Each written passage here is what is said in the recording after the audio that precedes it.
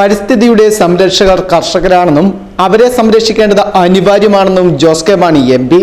ഇൻഫാമിന്റെ രജത ജൂബിലി ആഘോഷങ്ങളുടെ ഭാഗമായി കേരളത്തിലെ വിവിധ കാർഷിക ജില്ലകളിലെ 75 വയസ്സ് കഴിഞ്ഞ കർഷകരെ ആദരിക്കുന്ന വീർ കിസാൻ ഭൂമിമിത്ര പുരസ്കാര ചടങ്ങ് പൊടിമറ്റം സെന്റ് മേരീസ് ഓഡിറ്റോറിയത്തിൽ ഉദ്ഘാടനം ചെയ്ത് സംസാരിക്കുകയായിരുന്നു MP.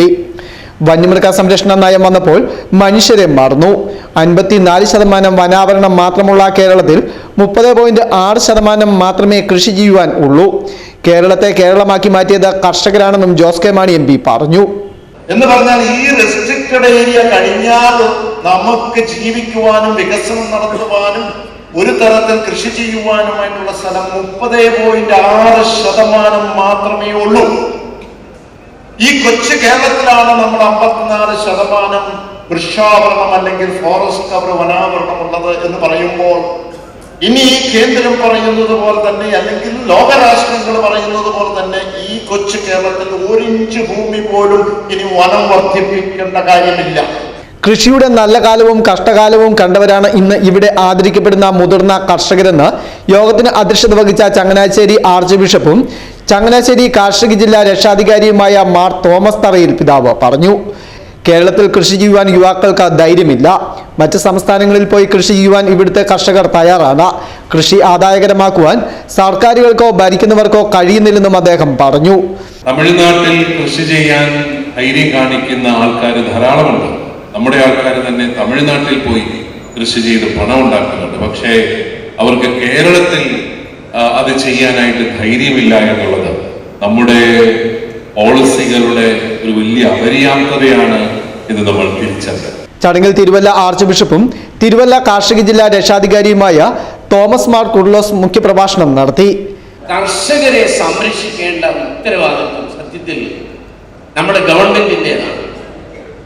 നമ്മളുടെ ഗവൺമെന്റിന്റെ ഉത്തരവാദിത്വമാണ് കർഷകരെ സംരക്ഷിച്ചുകൊണ്ട് അവർക്ക് വേണ്ടതായ എല്ലാ പ്രോത്സാഹനവും നൽകി ഭക്ഷ്യ സമ്പത്ത് വർദ്ധിപ്പിക്കുക എന്നുള്ളത്.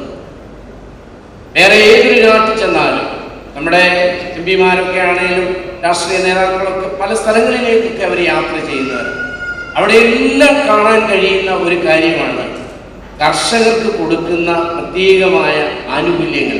കാഞ്ഞിരപ്പള്ളി രൂപത അധ്യക്ഷനും കാഞ്ഞിരപ്പള്ളി കാർഷിക ജില്ലാ രക്ഷാധികാരിയുമായ മാർ ജോസ് പുളിക്കൽ, കാഞ്ഞിരപ്പള്ളി രൂപത മുൻ അധ്യക്ഷൻ മാർ മാത്യു ആർക്കൽ എന്നിവർ അനുഗ്രഹ പ്രഭാഷണം നടത്തി.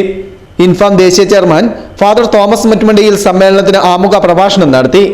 ചടങ്ങിൽ ഡീൻ കുര്യാക്കോസ് MP, ഇൻഫാം സംസ്ഥാന director father George Pottakkal, Kanjirappally രൂപത വികാരി ജനറലും ഇൻഫാം സഹ രക്ഷാധികാരിയുമായ ഫാദർ സെബാസ്റ്റ്യൻ കൊല്ലംകുന്നേൽ, ചങ്ങനാശ്ശേരി കാർഷിക ജില്ലാ director father Thomas Thannickal, Infam Thiruvalla കാർഷിക ജില്ലാ director father Bineesh Simon Kanjirathunkal, Infam സംസ്ഥാന പ്രസിഡന്റ് ജോസ് ഇടപ്പാട്, ഇൻഫാം ദേശീയ ട്രഷറർ ജെയ്സൺ ചെമ്പളയിൽ, സംസ്ഥാന ജോയിന്റ് സെക്രട്ടറി ടോം ചമ്പക്കുളം എന്നിവർ പ്രസംഗിച്ചു.